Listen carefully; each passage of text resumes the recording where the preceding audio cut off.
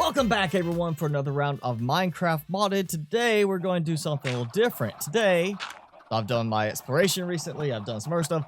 We're going to be testing out a design I found when I was looking for some interesting redstone mechanics using the new observer blocks, because I've never used observers. They were not part of the game when I used to play.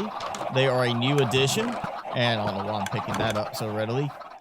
But I wanted to try something mainly with like bamboo, sugarcane, and something that would use the effect of detecting a block and triggering. I used to do this with a comparator. Now I'm doing it with observer. So the idea is the observer detects there's a block. It triggers a pulse, which breaks the bamboo or sugarcane as a result of the piston firing. And I'll give you a quick rundown. This is not my design. This comes from YouTuber Waddles on his one of his videos about easy redstone designs.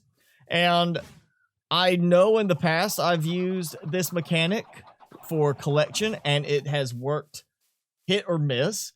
So I'm not sure if it's going to work. He never did show really the collection aspect, showing it actually collected.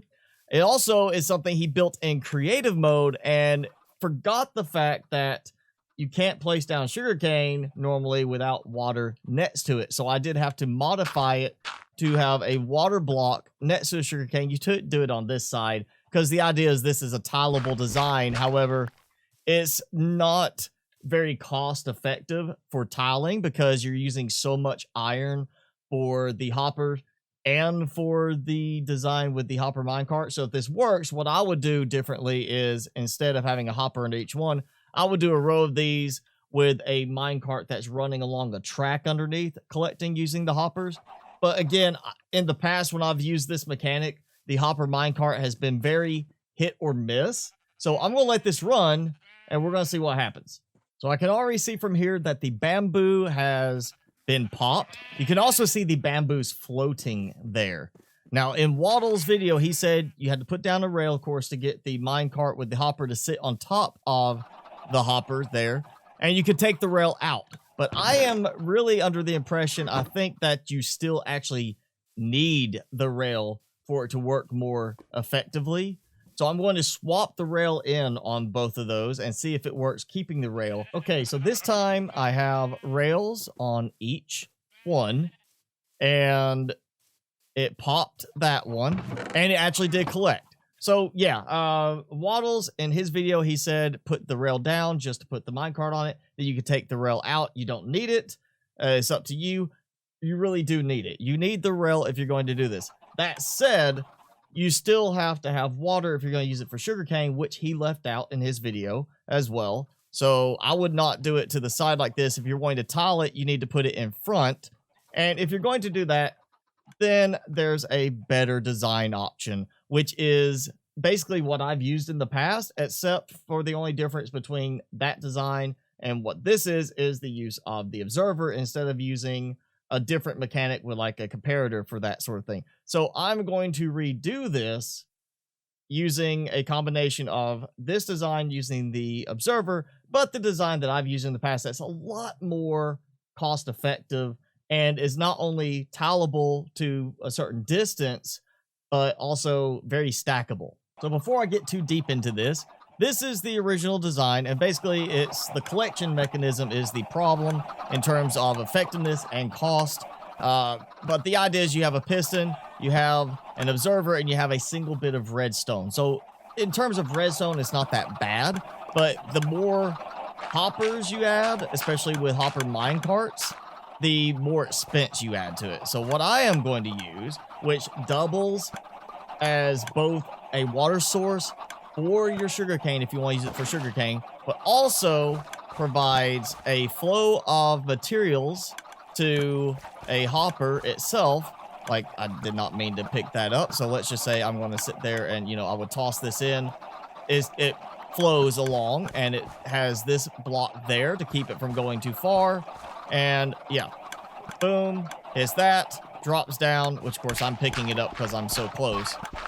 But the idea being that it's going to drop down and then just fall into that hopper and get collected, which I may have to do a little bit of extra on top of this for the funnel. But, you know, if I wasn't using a mod that had a magnetic thing, the captivation effect, as it's called, this would just drop it down to the hopper, be fine, and then collect here. So you're using only really one hopper, maybe two if you use a double chest. You might want to go that route. Maybe four if you just want to make sure you have a larger area of coverage. But the water is doubling as a water source for the sugarcane if you need it for that. If you're just going to do this for bamboo, then it's doubling as a transport for getting the bamboo. There's my bamboo that I need. So here it is. You can use an observer on each one. So basically, if I had an observer on all of these, each one would trigger independently, which might be beneficial for you if you want to do it that way. To me, it's too expensive. It's too many extra things you have to worry about building.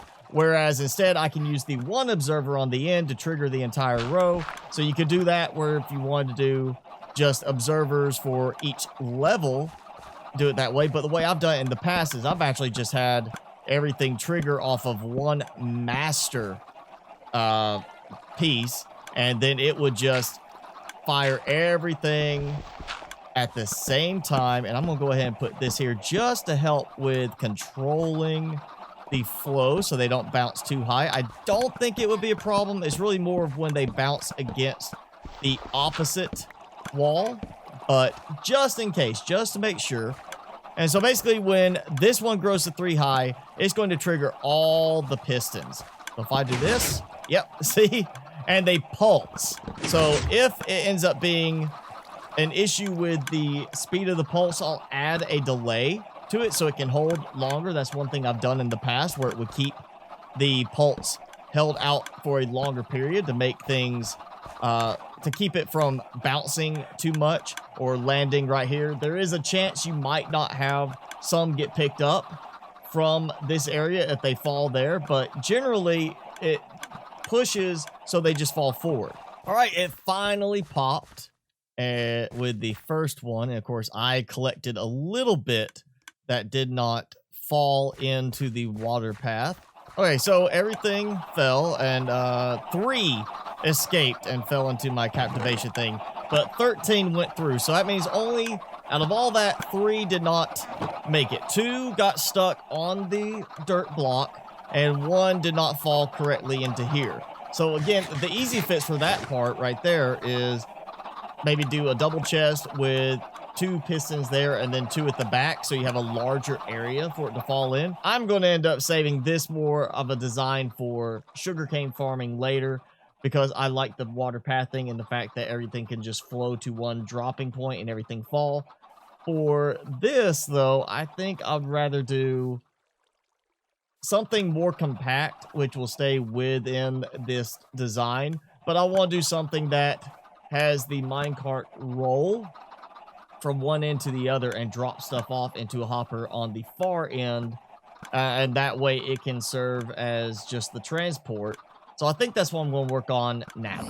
So I didn't have enough gold for another powered rail, so I came to the nether and I made too many zombie pigmen mad and I died.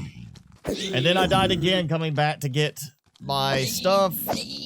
So now I'm just going to take my revenge on them by standing up here where they can't get me. So now that I've recovered a little bit and I got supplies, I have my powered rail, which should be powered. Yep. Okay, so it goes across. And of course, I forgot about the fact that it's going to split everything. I wish it wouldn't do that. I mean, it's a minecart with a hopper. I understand wanting to be able to separate them out so you don't have it just stuck, you know, like that permanently. But I wish you could do it a different way. Like if you broke it with a certain item, it would do that. And okay, come on. There we go. I was about to say it should move. Okay. It does not like the hopper. Now, is it going to work? Yes. All right, so a powered rail on each end. It should push it through. You know what? I'm wondering if that's what... There it is. After I went and made a minecart.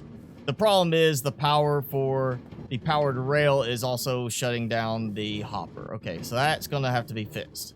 So what I've done now is create a circuit using a comparator to turn off the power here if it has objects in the hopper, basically, or well, basically in the hopper minecart. Now let me go ahead and put this stuff up, and you see it's getting some lag with it there. All right, so if I was to have, now let's see, yeah, I got some bamboo. We'll go toss some bamboo on top. Well, that didn't work. Guess let me jump on top. There we go. And it just picks up. It's not going into my inventory. And so what happens is, instead of just going by and saying, hey, here, take what you can real quick before I,